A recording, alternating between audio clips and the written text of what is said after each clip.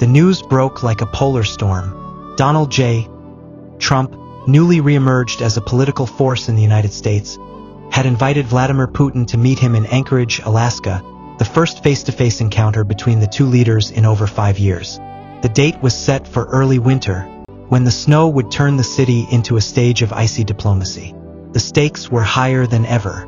The Ukraine war had entered its third year, sanctions had bitten deep into Russia's economy, and global trade was reeling from geopolitical fragmentation. Trump, never one to shy away from theatrics, chose Alaska as neutral ground.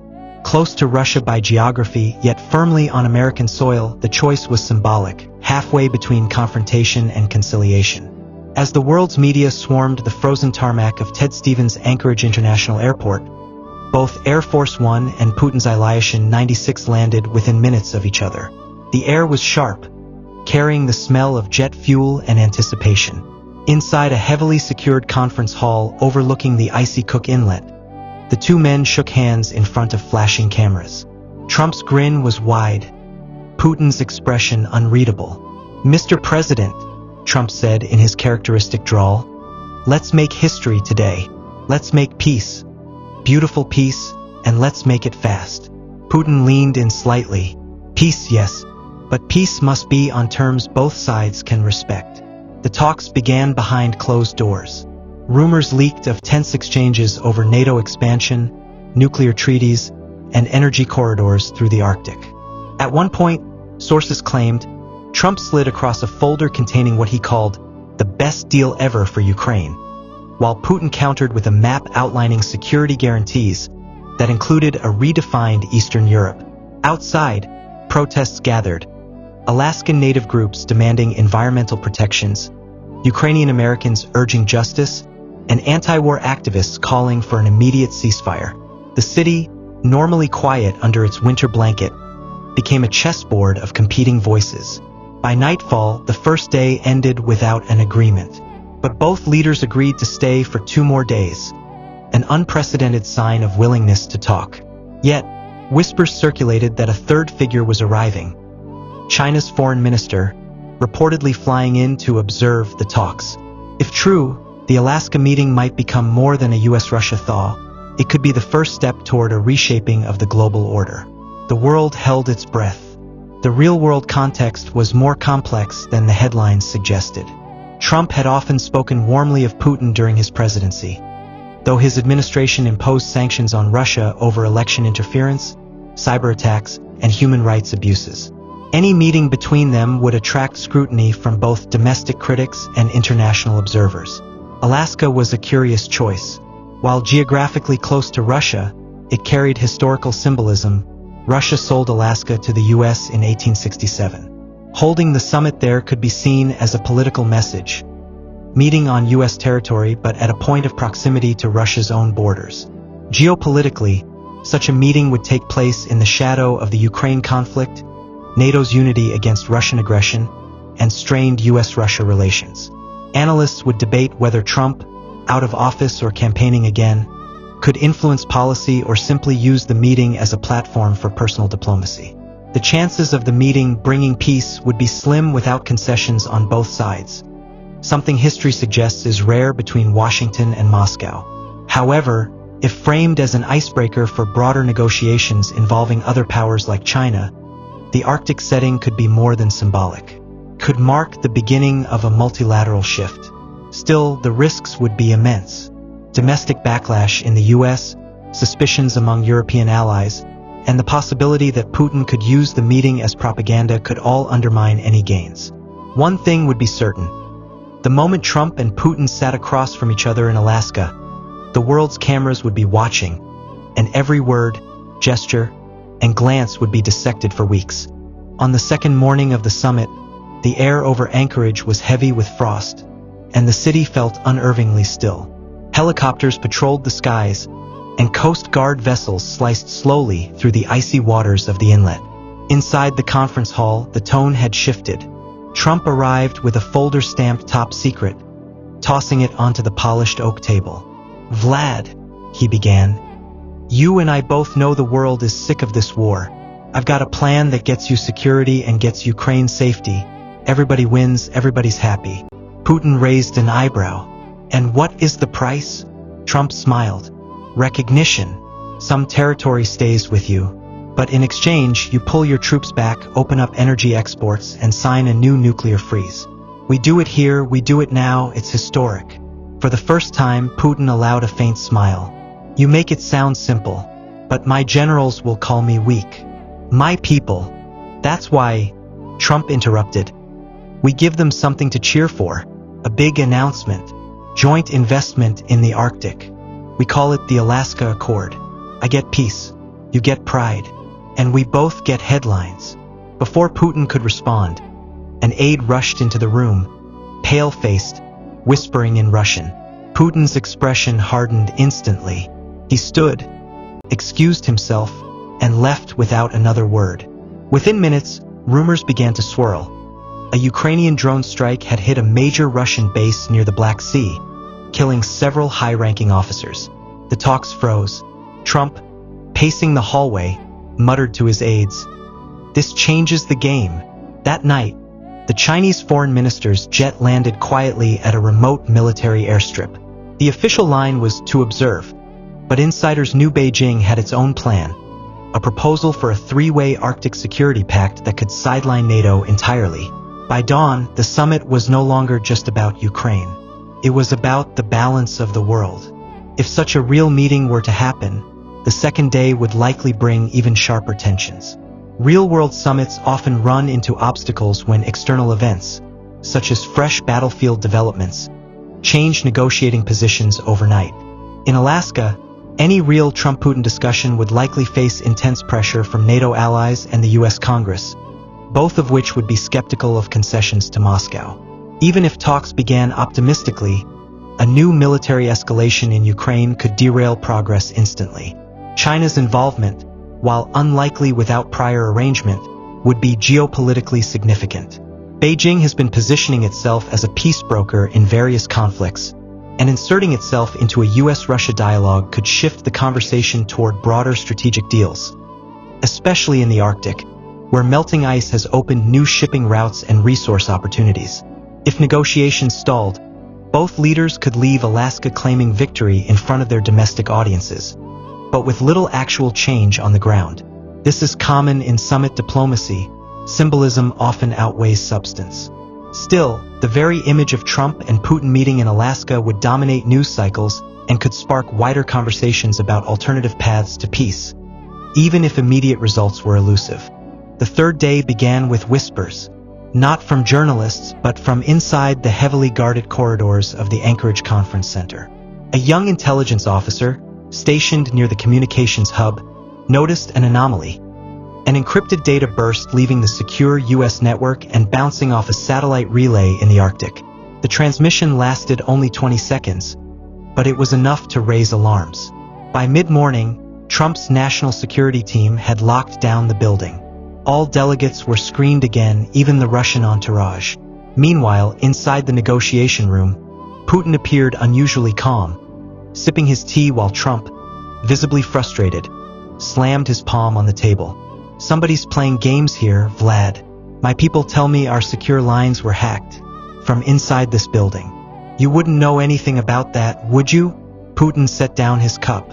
"Donald, in Russia we say, when a bear is accused of stealing honey, it is usually the beekeeper who is guilty." Trump stared at him. Cute proverb. Doesn't help me figure out who's trying to blow up this summit. Before either could say more, the doors opened and in walked China's foreign minister, Liu Zhenhua, without prior notice. He carried a thin leather case and bowed slightly. "Gentlemen," he said smoothly, "I believe you are both negotiating for peace in Europe, but perhaps you have overlooked an opportunity. Peace in the Arctic. Let us form an alliance to control shipping lanes, resource extraction, and security. 3 powers, 1 accord." Trump blinked. Putin leaned forward. The proposal was nothing short of revolutionary, an Arctic coalition that could sideline NATO, the EU, and even Canada. But before any response, an aide burst in with breaking news. A classified intelligence leak had just appeared on an underground network, revealing parts of Trump's peace proposal to Putin, territorial concessions, frozen conflict lines, and US-Russia joint energy projects. The leak was already trending worldwide, sparking outrage in Washington and fury in Kiev. Trump's face turned red. This summit just went nuclear. In that moment, both men realized the same thing. Someone inside Alaska didn't want peace. Someone wanted chaos. In real life, the third day of a high-profile summit like this would be highly sensitive to information leaks. Negotiations over territory, sanctions, or security guarantees are often classified precisely because public reaction can derail progress. Leaks to the media, or worse, to hostile intelligence networks, have historically sabotaged diplomatic efforts. For example, during Cold War arms talks, revelations about proposed compromises often forced leaders to harden their positions. The idea of China entering the talks with a proposal for Arctic cooperation is plausible in a strategic sense. Beijing has declared itself a near-Arctic state and is investing heavily in the Polar Silk Road. If US-Russia tensions ever thawed, China could try to secure a foothold in Arctic governance, which would alarm Western allies. In reality, however, such a summit turning into a three-way geopolitical bargaining session would be a nightmare for NATO and might fracture alliances. The leak of Trump's peace terms would almost certainly force a political retreat, likely ending the talks without results. By the afternoon, Anchorage was no longer just the backdrop for a tense meeting. It had become a fortress under siege. Snow clouds had rolled in from the Gulf of Alaska, bringing winds so fierce they rattled the conference hall windows. The Weather Service warned of a blizzard approaching, the kind that could shut down all flights for 48 hours. Inside, the atmosphere was even colder than the air outside. The leak had ignited political firestorms in Washington and Moscow. Ukrainian officials condemned the proposals as betrayal, while Russian hardliners accused Putin of preparing to trade away victory. Trump paced the room, his phone in hand, scrolling through furious messages from allies and opponents alike. Putin sat silently, tapping his fingers on the table, his eyes fixed on nothing. The Chinese foreign minister, still seated with them, watched quietly, as if calculating the exact moment to make his next move. Then came the shock. At 4:17 p.m., a security alarm blared through the building. The lead Secret Service agent entered, his expression grim. "Mr. President, we have an incident. Your personal aide is missing. We found signs of a forced exit on the east service door. No security footage." Putin's security chief stepped forward. "One of our interpreters is also gone.